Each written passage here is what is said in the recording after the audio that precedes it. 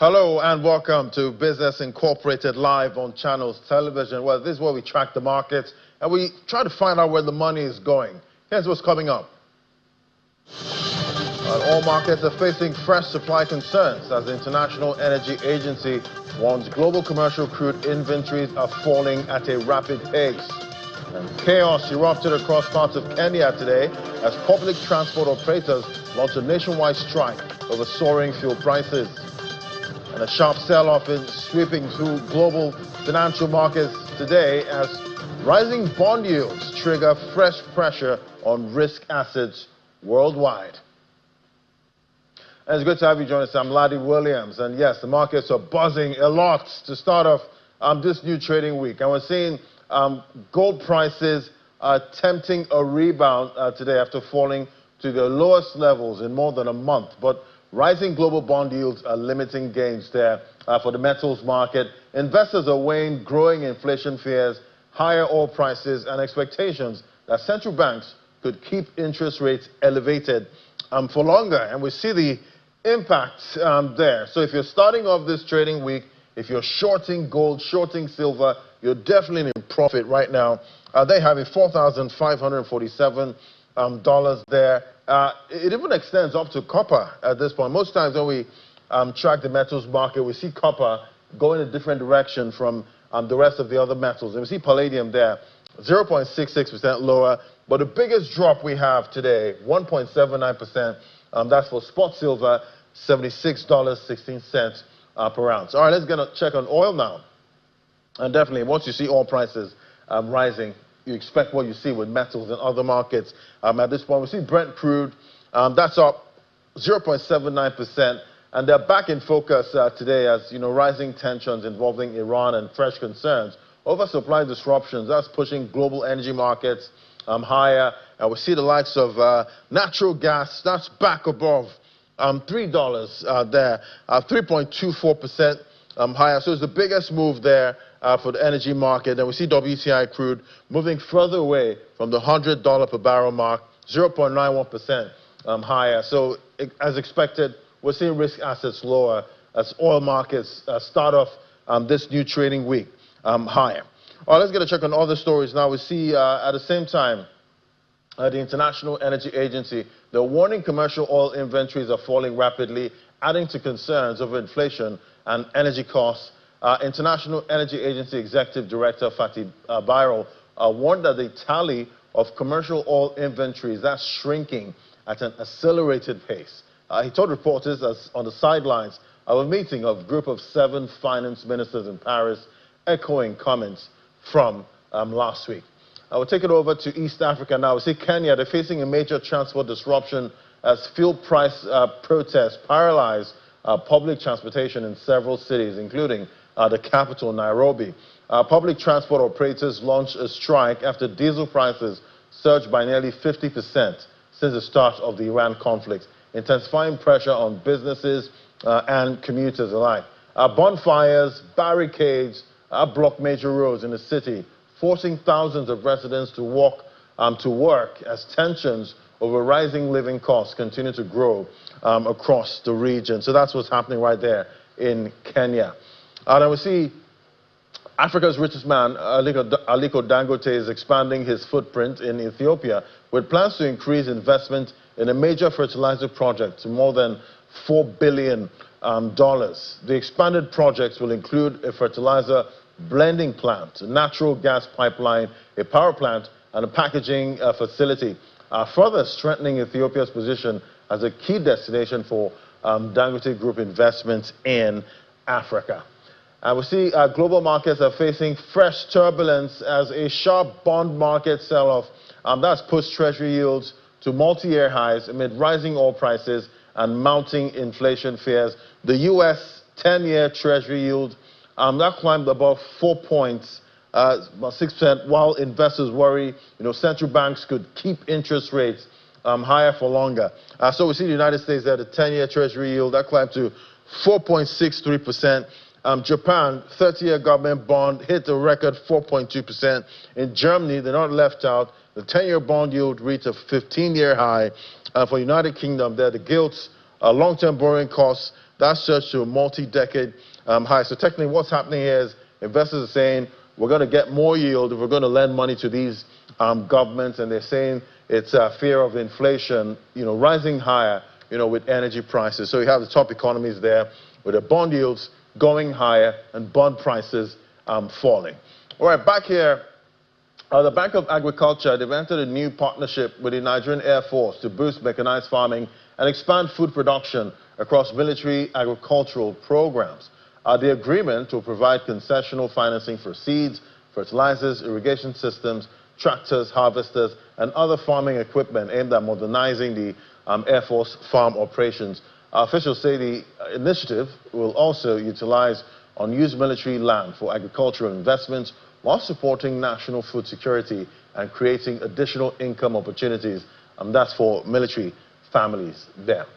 The National Sugar Development Council, they say Nigeria's sugar industry could become a major driver of job creation, rural development, and industrial growth if developed. Speaking during a strategic meeting with Nigeria Customs Service in Abuja, Executive Secretary Kamar Bakrin said the country could save more than $1 billion spent annually on sugar imports while creating up to 1 million direct and indirect jobs.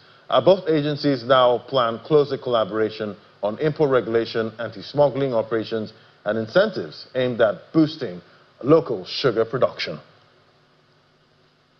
All right, let's get to our first conversation now. As Nigeria seeks new pathways for economic growth and sustainable development, attention is turning to the capital market as a key driver of investment, industrialization, and job creation. But how can Africa deepen financial literacy, mobilize long-term capital and strengthen collaboration between academia and the financial industry to unlock the continent's economic potential? Well, joining me now for this conversation, we have Dr. Ayodeji Ebo. He joins me via Zoom today. He's a chairman there for the research committee of the Chartered Institute of Stockbrokers. Great to have you in the show, sir. Yeah, good afternoon. So great to be here. Yeah, great to have you. So we see Nigeria's capital market as, we've heard it before, it has enormous potential. But how can it become a stronger driver of economic transformation, industrial growth, job creation, not just in Nigeria, but, across Africa? We keep talking about, the stock market hitting new highs. But if we look at participants locally, they're not that much. Yeah, so thanks. Really very interesting question. And the first thing we need to know that the capital market will become transformational when it moves from just the trading, you've reeled out some of the levels in terms of the indices, to begin to fund production, innovation, infrastructure, and jobs. So right now, we've seen increased activity in the market, which is positive, right? And we will now need to move into how do we want to use the market to raise more capital? How do we want to have more businesses being able to access long-term capital for their business? So some of the things that would help to transform that is the more quality names, because we've seen it over time. When you see the likes of MTN, when it was going to be listed in 2021, 2022, it attracted a lot of new investors into the market. You also see what is going on, the buzz around the Dangote refinery. So when we see more quality names around telecoms, energy, the agriculture space, even fintech, come into the market, that would also help to transform within the market. Then lastly is around looking at the corporate bonds market. Needs to be more liquidity within that space, liquidity which is speaking to the ability to buy and as well as the ability to sell, not withholding it to maturity. So if we have this, it will help deepen a lot of access to capital, which is really very important to transforming the economy. Right, and we see sustainable finance, that's gaining, global attention right now. But how can Africa leverage it, more effectively to tackle infrastructure deficit, climate challenges, and long-term development needs? Okay, so I would say that for Africa must not just own the sustainable finance conversation and not just adopting it as a global language. For us, we think that sustainable finance should mean financing real development needs in a responsible way. Power, road, clean energy, all those things should be priorities that should help us sustain capital. And so most of those instruments are already available. You have the green bond when the federal government took that lead some years back. Also sustainable bonds, infrastructure funds. These are some of those project-based bonds that we should be looking at. That would help move from just having some of those framework. FMDQ had its own, NGX, SEC has those ESG framework. But how do we now begin to help translate that into actual capital flow? So it's really important that we need to develop a lot of bankable projects with very clear cash flow, strong governance, and that would be very helpful for investors. You know, investors do not only want good intention, they want structures. If you give them the structure, the capital will come. At this point, investor education, we see the federal government, they've mandated the Chartered Institute of Stockbrokers to drive financial literacy. What practical steps are needed to bridge the gap between academia and the capital market so that research can be better, shape investment decisions? Because at the end of the day, I keep getting calls from investors. They say, "Oh, this stock market is looking really good. I want to get in that right now." But most of the time, you don't want them to come in, when the market is at the top. You want them to know what they're doing, before coming into the market. Okay, thanks. And I'll say that this question is very close to my heart because, I sit at the intersection of capital market practice and academic teaching. And the honest truth is that for too long, we have Nigerian capital market research. We've come up with a lot of journals, but most times the practitioners don't read it.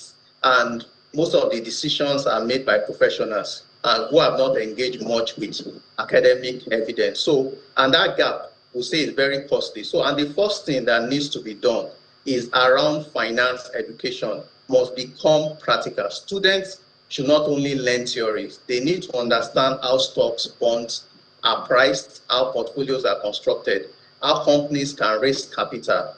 And these are real skills for real markets. Then I would say, secondly, academic research must focus on real market problems.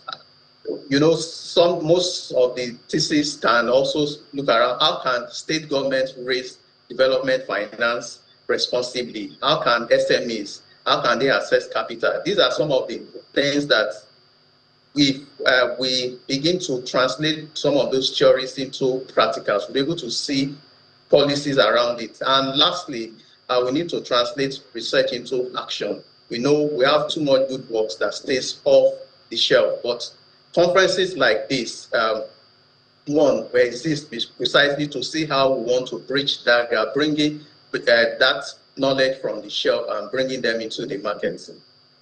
All right, I'm talking about this joint conference here, between the institute and the university.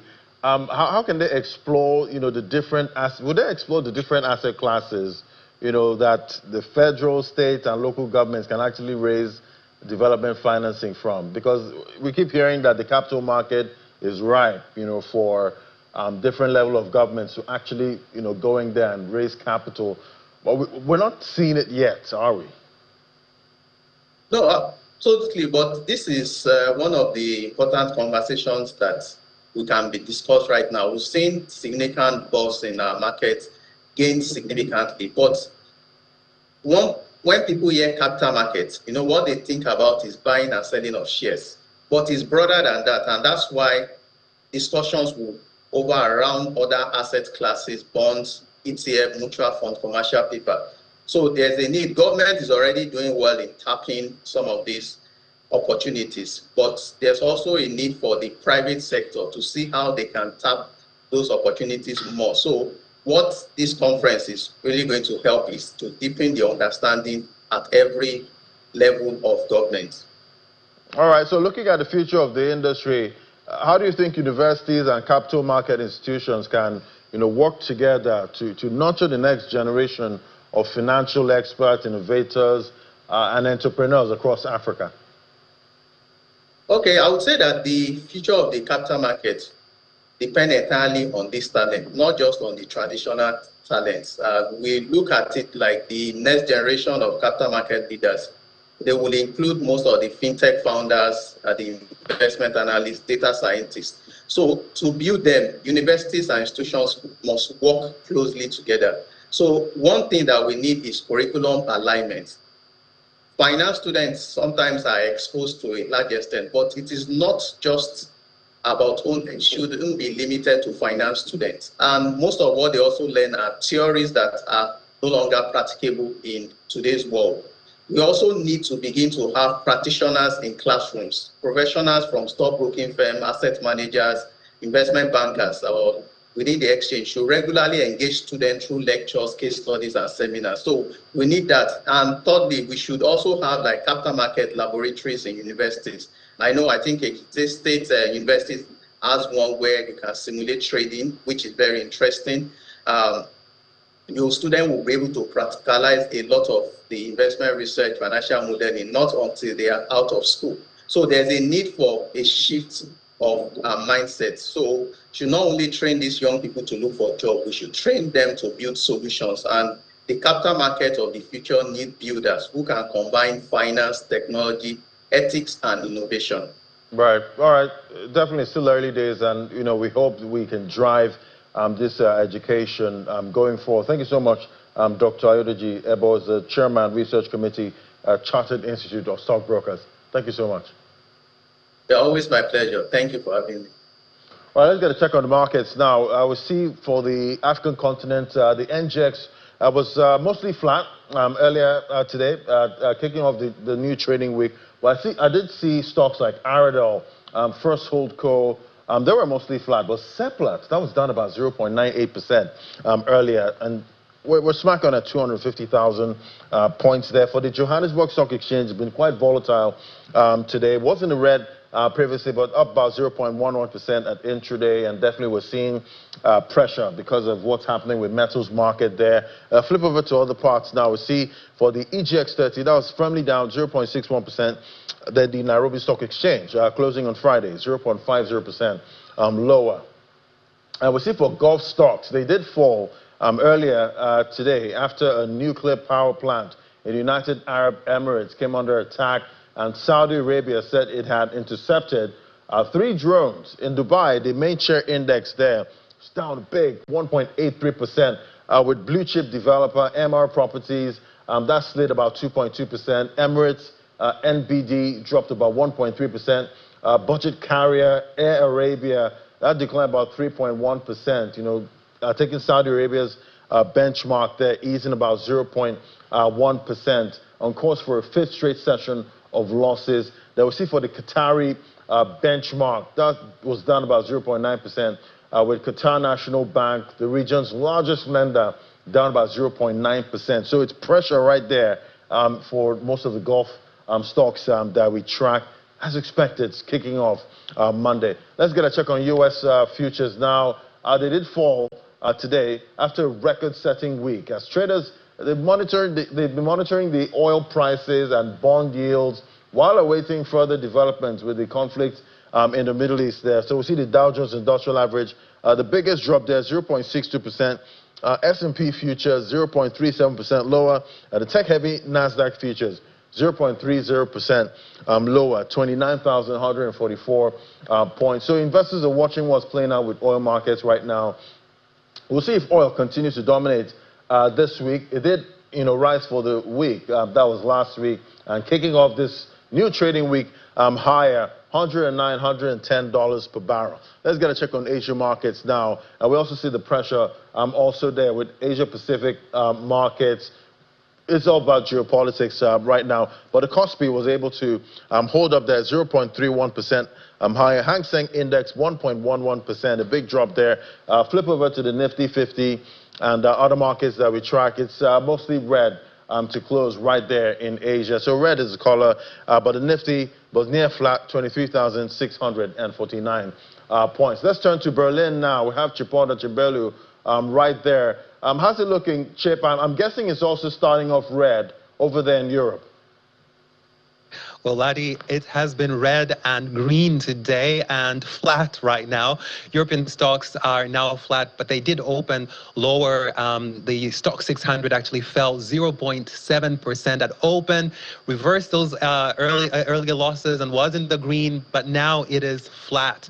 And of course, it is because of the fresh concerns over tensions in the Middle East. A drone strike caused a fire at a nuclear power plant in the UAE. Saudi Arabia reported intercepting 3 drones. And of course, U.S. President Trump has warned that Iran must act fast. So the Iran war is, of course, already in its 3rd month, and Washington and Tehran have been unable to come up with a resolution, which has, of course, kept the Strait of Hormuz pretty much closed. And with Europe's dependence on oil imports, equities here have been unable to catch up to those pre-war Iran war levels, while, of course, other indices have rebounded. So that's what we're seeing right now, a lack of direction on the markets. Yeah, definitely. That's kicking off Monday with a lot of jitters right there. But now to another story. The CEO of Mercedes-Benz told the newspaper that the company would consider entering defense production. Can you tell us more about what he said? Well, Ola Keleneus, the CEO of Mercedes-Benz, said that the car maker is willing to make moves into defense production if it makes sense for the car maker's business, and that's according to the Wall Street Journal, which spoke with Keleneus. Now, the Mercedes CEO pointed to the need for Europe to raise its defense profile and said that he is willing to have his company play a role in that too, if it can. Now, this, of course, comes as the German auto industry continues to struggle for various reasons, which we've been getting into, which include, of course, the price of energy, more competition, the U.S. trade policy with its tariffs, and, of course, other structural challenges linked to the German economy, such as the cost of labor and bureaucracy. Meanwhile, the defense industry has been booming because Germany is spending more than it ever has on weapons and military equipment. In fact, the German military, the Bundeswehr, has more than 108 billion euros at its disposal this year alone. So it's not surprising that other industries, including the auto sector, could be seeing opportunities there. All right, stepping back from Mercedes now, how significant as an opportunity, is this defense sector, especially for German manufacturers right now? Well, Laddie, Europe has now almost tripled its arms imports. It accounted for 1/3 of the global market share last year, and that is according to the latest figures from the Stockholm International Peace Research Institute. Now, the read from those numbers and also what has been said is that Europe's defense companies haven't been able to ramp up production capacities fast enough to meet the growing demand. And what we have been seeing is that some German auto suppliers have been pivoting to the defense sector. And of course, in terms of car makers, Mercedes isn't alone. In March, one headline that made the rounds was that Volkswagen was considering producing parts of Israel's Iron Dome at a plant in Osnabrück, where it is now winding down car production. But the company, of course, did tell DW that production of weapons is ruled out for now. Now, of course, with the CEO of Mercedes-Benz saying that he'll be open to entering the defense sector if there's a business opportunity, it is clear that car makers are considering a pivot to defense. And that would, of course, make sense given the industry's struggles in recent years. All right, thank you so much, Chips. The first one for this week, and we're already seeing jitters in the markets. I'll track you again tomorrow. Thank you so much. Thanks, Laddie. All right, let's get a check on what's playing out in the crypto market now. We see it's digital assets, it's red right there. Even though we're seeing, if you're looking at the 1-hour charts, we're seeing brief, little recoveries there for most of these digital assets. But we see Bitcoin losing that 80,000 level, smashing down to about $77,000 per coin. But the few pockets of green, we see, we're seeing some stable coins there. And Ton is holding up pretty well there, still above $2 per coin, even though it did start that run, gained about 100% so far. But with a pullback recently, it did lose some of those highs there. But XRP, 1.96% lower. And we see the market capitalization for most of the top stories now.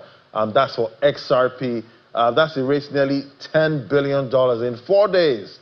As the bearish momentum comes there for the likes of XRP. It's a broader pressure there for the cryptocurrency market. On May 14th, XRP's market capitalization, that stood at about $95.39 billion before falling to $85.66 billion at press time, wiping out about $9 billion in just 4 days. Then Bitcoin Depot, they filed for Chapter 11 bankruptcy protection in Texas after facing growing regulatory pressure, financial losses and operational setbacks. The company confirmed that all of its Bitcoin ATMs have been taken offline to begin an orderly wind down of operations. Bitcoin Depot pointed to stricter state regulations as one of the issues there. Now we see Goldman Sachs, they've cut their altcoin ETF exposure after a Q1 filing earlier there. So starting off this new trading week, we're seeing pressure right there in most of the markets. We'll bring you more updates tomorrow. We'll see if we'll get some relief, for some of these markets. Thank you for watching Business Incorporated. I'm Ladi Williams. Bye for now.